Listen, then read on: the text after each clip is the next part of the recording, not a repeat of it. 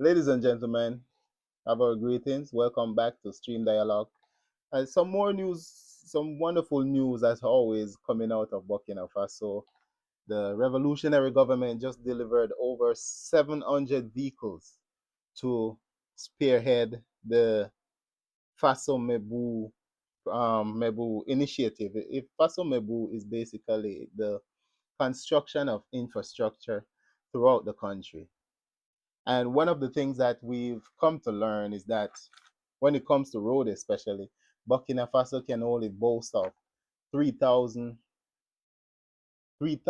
kilometers of paved road since independence. And I think about 5,000 kilometers of road, which is, when you look at it, it's very, it's underdeveloped, just to put it mildly. And, the imperialists, the French, and so forth have been there mining. They were looting Burkina resources, or Burkina Faso's resources, for since independence, and the country had nothing to show for it. But this is an amazing Faso Mebu is an amazing initiative. The construction of road, and one of the good thing, if you want to take a negative and make it a positive, I would say, uh, when you have an infrastructure deficit, or your infrastructure is underdeveloped or not developed at all, one of the things you could do, you could basically learn from other people's mistake who have developed infrastructure. And especially nowadays, in modern times, where there's climate change, there's people, especially from the Western world, you realize that certain things are not necessary. You can learn from certain countries to address things like flooding, drought, and so forth. So having an infrastructure deficit can be a positive. Burkina Faso can develop its infrastructure based on the reality of its environment, based on the reality of its country. Its country, you might have a rainy season and a dry season. A lot of African countries have developing infrastructure without good planning.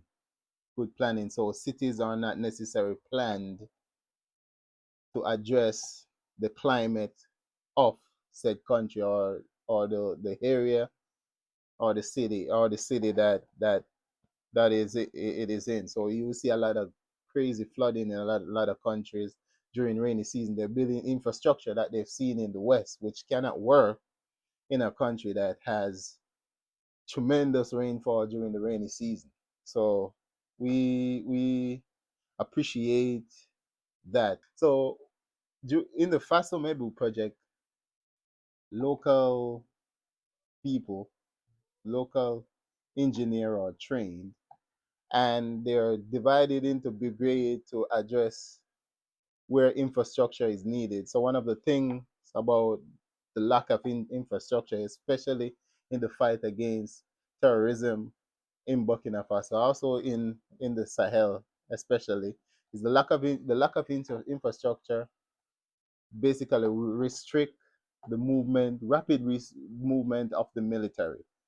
So the military cannot deploy, logistic cannot move from one corner to another corner of the country, one place to another place. Troops and towns and villages cannot be resupplied as efficiently as one would like. So with this Faso Mebu project, building up new roads, new highways, new infrastructure can help in the fight against terrorism. Not only people are learning skill, people are getting good infrastructure, but also the fight against terrorism will be much more effective, much easier. So some of the vehicles that were delivered were four by four pickup trucks, concrete mixer, recyclers, and crane trucks, dump trucks, and I think tankers, graders, and also mobile projectors. So I think they're saying this is the second batch of a five batch in equipment delivery. that they're going through. So this is only the second batch of two more batch is yet to come. So this is an amazing stuff, and you see that Burkina Faso, Mali, is at, they're in a war state, in a state of conflict against international sponsored terrorism, but yet still you see the great improvement and initiative that these governments are taking with the little they have, while even fighting terrorism. And some of the construction that they're making as well is also at the borders with neighboring country, of course with Mali, and I think with Niger, but also countries like Ghana, Cote d'Ivoire, and even Benin, because we've learned that Cote d'Ivoire, a lot of the rebels are using Cote d'Ivoire, well, not rebels but terrorists are using Cote d'Ivoire as a back base so they can attack. So by the time, because there's a lack of road, lack of infrastructure, by the time the government forces can respond to that attack or whatever, these people can retreat back to Cote d'Ivoire where they're being sheltered, or Ivory Coast where they're being sheltered.